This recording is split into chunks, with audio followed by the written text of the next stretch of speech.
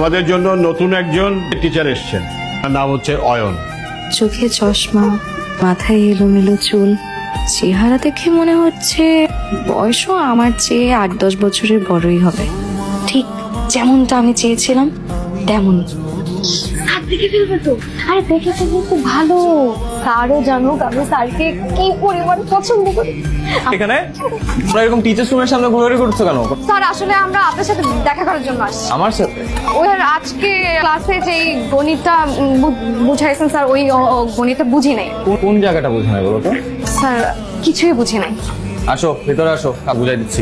তুমি দাঁড়িয়ে আছো কেন? বাসে যাও। জি স্যার, আমার আপনার সাথে একটু কথা আছে। ঠিক আছে বল।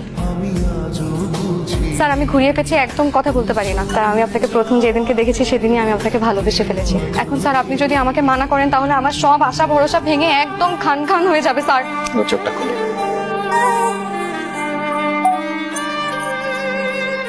হ্যাঁ মে, এই এদিকে আসো, এদিকে আসো। স্যার আমি? হ্যাঁ হ্যাঁ আপনি এদিকে আসেন। তুমি আমাকে ফলো করতেছো? জি স্যার। কেন? স্যার আজকে ক্লাসে আপনি আমাকে সবার সামনে এভাবে অপমান করে বের করে দিলেন কেন? অপরাধ করলে শাস্তি পেতে হবে না? তুমি ওই দিন আমাকে যা যা বলছো আমি কোনো গুরুত্ব দেইনি, আর এইসব বিষয় নিয়ে গুরুত্ব দেওয়া উচিত না। কিন্তু তুমি যদি এটা নিয়ে বাড়াবাড়ি করো আমি কিন্তু তোমার বাবার কাছে যেতে বাধ্য হব। স্যার আপনাকে কষ্ট করে আমার বাসায় যেয়ে বাবার কাছে নালিশ দিতে হবে না। আমি এমনিতেও ডিসিশন নিয়েছি যে আমার বাবার কাছে সবকিছু খুলে বলবো। মানে কি বলে দিবা?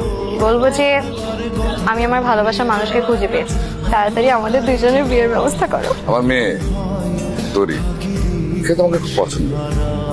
ঠিক আছে, পছন্দের সাথে ভবিষ্যতের কি সম্পর্ক? তোমাকে দেখে খুব ভালো ছেলে মনে হয়েছে, আমার তোমাকে পছন্দ হয়েছে।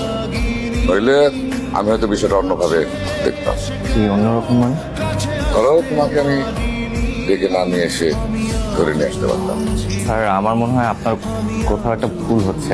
তুমি আমার প্রভাব প্রতিপত্তি সবকিছু জেনেও তুমি বলছো সম্ভব না। আমি যদি তরিকে কখনো ভালোবাসবো ওর জন্য, আপনার এই চেয়ার বা ব্যাংক ব্যালেন্স দেখে না। স্যার স্যার আপনি কি কারোর সাথে এঙ্গেজ? কষায় থাপ্পড় মারবো ধরে। চিনমে, তোমার সাথে ভালো লাগা, এনগেজ, পছন্দ এগুলো কোত্থেকে শিখো? হ্যাঁ, নাটক সিনেমা দেখো, রোমান্টিক নাটক দেখো না? শোনো, তোমার যে বয়স এই বয়সে তোমার একমাত্র কাজ হচ্ছে পড়াশোনা করা। পড়াশোনা করো, স্কুলের সবাইকে দেখায় দাও যে তুমি স্কুলের সবচেয়ে ভালো ছাত্র। দেখাই দিব, কিন্তু আমার একটা শর্ত আছে। ঠিক? আমি যদি ঠিকঠাক মতন পড়াশোনা করে ভালো রেজাল্ট করতে পারি তাহলে আপনি আমার সাথে প্রেম করুন। পড়াশোনা করো, তারপর পরটা পড়া দেখা যাবে। না গেলে তো হবে না, আপনার আমাকে এক্ষুনি প্রমিস করতে হবে। প্রমিস করেন। স্যার আপনি কিন্তু আমার হাত স্পর্শ করে প্রমিস করেছেন, এখন আপনি যদি কোনো কিছু উল্টাপাল্টা করেন। আমি আমার প্রমিস রাখবো, রোমান্টিক নাটক দেখা একদম বন্ধ।